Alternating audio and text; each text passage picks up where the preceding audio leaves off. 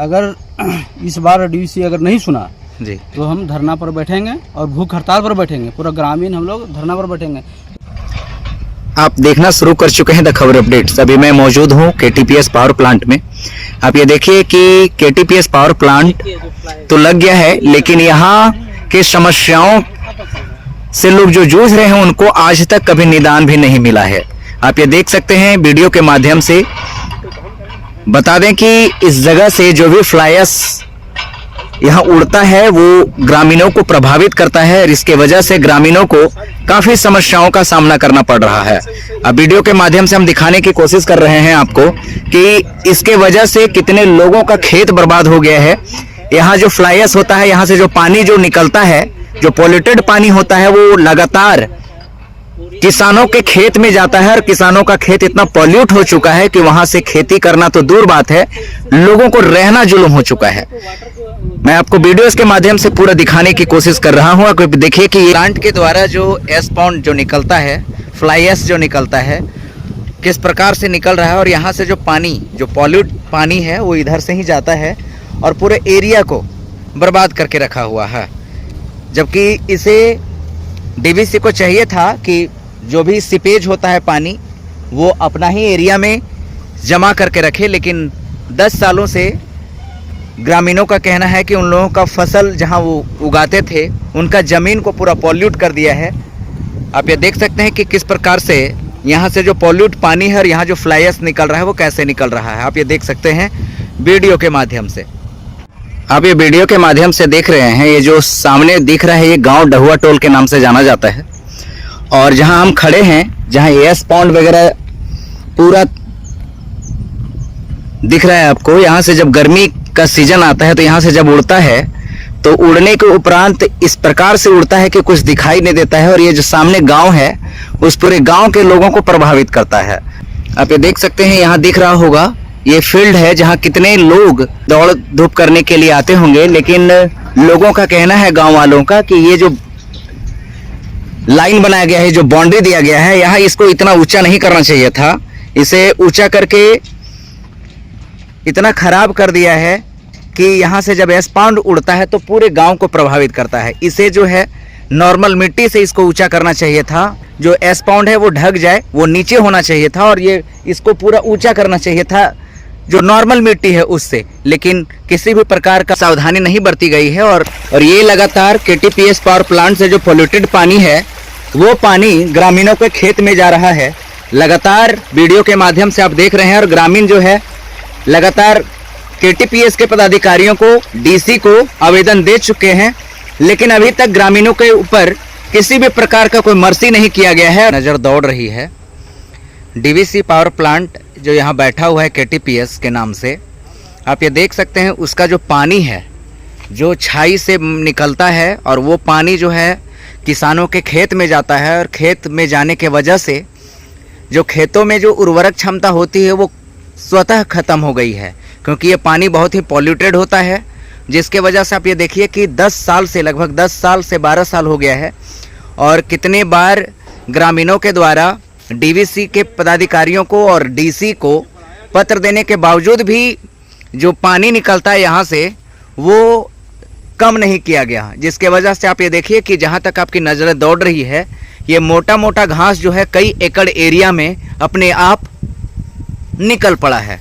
जब डीवीसी के पदाधिकारियों को पानी बंद करने के लिए बोला जाता है तो सीपेज वगैरह थोड़ा बहुत कम कर दिया जाता है। आप ये देख सकते हैं वीडियो के माध्यम से कि कितना छाई पॉल्यूटेड पानी है जो ये लोगों के जो खेत है, जहां लोग खेती करते थे और अब अपनी खेती से अपना जीविका चलाते थे, उनके खेतों में जा रहा है, जिसके वजह से 10 साल से इन लोग खेती नहीं कर पा रहे हैं, जिसके वजह से उनका जीविका जो है अच्छे से चल नहीं पा रहा है। कम से कम सैकड़ों कट्ठा यहाँ ज़मीन है ग्रामीणों का और सब लोग त्रस्त हैं। अब हम दिखाना चाहेंगे और ग्रामीणों से भी बात करेंगे कि आखिर किस प्रकार की उन्हें परेशानियों का सामना करना पड़ रहा है। देखिए, यहाँ जो मार्च से लेकर के जो स्टार्ट होता है, फरवरी मार्च से जो स्टार्ट होता है वो फ्लाइज का उड़ना, जब ये बरसात का मौसम रहता है तब तो नमी बना रहता है, मॉइस्चराइजेशन के कारण यहाँ से फ्लाइस उड़ता नहीं है उतना, पर जब मार्च आता है उसके बाद जो फ्लाइस उड़ता है ना, यहाँ से लगभग 4-5 किलोमीटर तक उधर प्रभावित कर देता है, इलाका को पूरा प्रभावित कर देता है। और जो सामने का गांव है, गांधीनगर है, करियावा है, डहुआ टोला, घंगरी है, ये सब तो एकदम पूरा इफेक्टेड है। ये सब में आप अपना घर का आंगन में भी बैठ के खाना नहीं खा सकते हैं, ये तो समस्या है। प्लस यहाँ से देखिए, ये जो घर का दूरी है, ये मात्र 200 मीटर का दूरी पे ये जो एस्पोन का निर्माण किया गया है। अब ये पता नहीं कैसे कैसे पर्यावरण विभाग से डीवीसी को एनओसी मिल गया और कैसे कैसे बना दिया, समझ में नहीं आता है। प्लस ये जो डाइक है, देखिए डाइक जो मेंटेन किया जाता है, इस पर फ्लाइस से उठा के डाला जाता है, जो फ्लाइस फिर से उड़ता है। और इस पर तो मट्टी वगैरह करना चाहिए था, मट्टी करता नहीं है, पहले फ्लाइस डाल देता है, उसके बाद फिर मट्टी डालेगा, फिर फ्लाइस डालेगा, फिर मट्टी डालेगा। इसका हाइट इतना इंक्रीज़ होता गया है जो यहाँ से अब तो बहुत ज़्यादा दूर तक जाता है। और यहाँ से जो वाटर सीपेज बनता है, वाटर सीपेज के कारण यहाँ पे देखिए लगभग 50 एकड़ जो ज़मीन है, जो ऐसे कल्टीवेटेड लैंड था, वो सारा ऐसे बर्बाद हो चुका है। उसमें अब कल्टीवेशन का काम हो ही नहीं सकता है, क्योंकि उसमें टाइगर ग्रास आ गया है। और ये टाइगर ग्रास इतना हेवी होता है, इसमें आप ट्रैक्टर से भी आप इसको काट भी दीजिएगा नसुआ से, उसके बाद भी आप जुताई करना चाहिएगा तो आपका ट्रैक्टर से जुताई नहीं हो पाएगा। उसका मिट्टी जड़ समेत पहले निकालना पड़ेगा, उसके बाद आप खेती कर सकते हैं उसमें। वो भी उसमें यदि फर्टिलाइजेशन बचा होगा तब ना, क्योंकि यहाँ से जो फ्लाइस जाता है, फ्लाइस में तो कोई फर्टिलाइजर का चीज़ तो मिलता ही नहीं है जी। तो यही तो सब तो समस्या है। तो कितना एकड़ जमीन कम से कम बर्बाद हुआ होगा? हाँ, अब देखने का चीज़ है, ये तो लगभग 50 एकड़ जमीन है जो बर्बाद है। ये तो ऐसे बनावटी बात तो है नहीं, देख के जांच का विषय है, देखा जा सकता है। तो आप लोग डीवीसी के पदाधिकारियों को आवेदन वगैरह किया गया, कई बार बताया जाता है वो टेंडर हो जाएगा, इसके बारे में बुलाया जाता है। वाटर क्या बोलते हैं वो, रिसाइकलिंग वाला जो होता है, स्प्रिंकलिंग वाला, उसका टेंडर होगा, इसका टेंडर होगा, टेंडर होते रहता है। 2012 से प्लांट कंटिन्यू है, आज 12 साल हो गया, अभी तक जो है स्प्रिंकलिंग लगता ही है। और वो जो पॉल्यूशन जो है सो वो होता ही है। पॉल्यूशन में तो कोई भी कुछ भी मतलब एक होता है डिक्रीज, कुछ भी डिक्रीज नहीं हुआ। आपका कहना है कि 12 साल से आपने लगातार जो है कोशिशें जारी की है, लेकिन अभी तक किसी भी प्रकार का आप लोगों को कुछ आश्वासन नहीं मिला है? आश्वासन दिया जाता है, पर उस आश्वासन में लोग एक्टिवेट नहीं होते हैं, उस पर कुछ फॉलोअप नहीं किया जाता है, सिर्फ आश्वासन ही दिया जाता है। तो अगला कदम आपका क्या होगा? अगला कदम क्या होगा, अब जैसा हमारे यहाँ के माध्यम से डीवीसी को कई बार हमने लेटर दिया, डीसी सर को दिए, ठीक है। लेकिन डीवीसी क्या है कि अगर कोई अगुवाई करता है तो केस के माध्यम से डरा धमका करके उसको चुप किया कर देता डीवीसी, ठीक है। तो अगर इस बार डीवीसी अगर नहीं सुना तो हम धरना पर बैठेंगे और भूख हड़ताल पर बैठेंगे, पूरा ग्रामीण हम लोग धरना पर बैठेंगे। 10 साल से अब मान के चलिए कि देखिए 50 एकड़ ज़मीन जो है सो किसान को जो खेती करके लोग खाते थे, आपका धान वगैरह जो भी लगाते थे, उससे तो ये लोग मुक्त हो गए हैं, ठीक है। तो हम धरना पर बैठेंगे और डीवीसी को हम कई बार रिक्वेस्ट किए हम लोग कि इस पर आप कुछ ना कुछ विचार करिए, लेकिन डीवीसी कभी हम लोग को कोई बात नहीं सुना है। रह गया कि डस्ट उड़ने के कारण से कितने आदमी को आँख में स्क्रैच आ जाता है, ठीक है, उससे मोतियाबिंद हो गया है और काफ़ी आँख में भी नुकसान हुआ है। पोल्यूशन मतलब पानी का लेयर वो भी खराब हो गया है, वाटर समझ। तो कहने मतलब कि पहले तो डीवीसी के देखिए कि बगल में इसको पेड़ लगाना चाहिए था, लेकिन पेड़ लगाया नहीं, उसके कारण से डस्ट जो है काफ़ी उड़ जाता है और डस्ट उड़ने के कारण से गाँव में चल जाता है, बहुत दिक्कत होता है हम लोग को। तो इसके लिए हम लोग चाहेंगे कि अब डीवीसी के लेटर देते थे हम लोग थक गए, डीसी सर को भी दिए, अब हम लोग धरना पर बैठेंगे जब तक हम लोग का पूरा आपका मांग नहीं होता तब तक नहीं उठेंगे।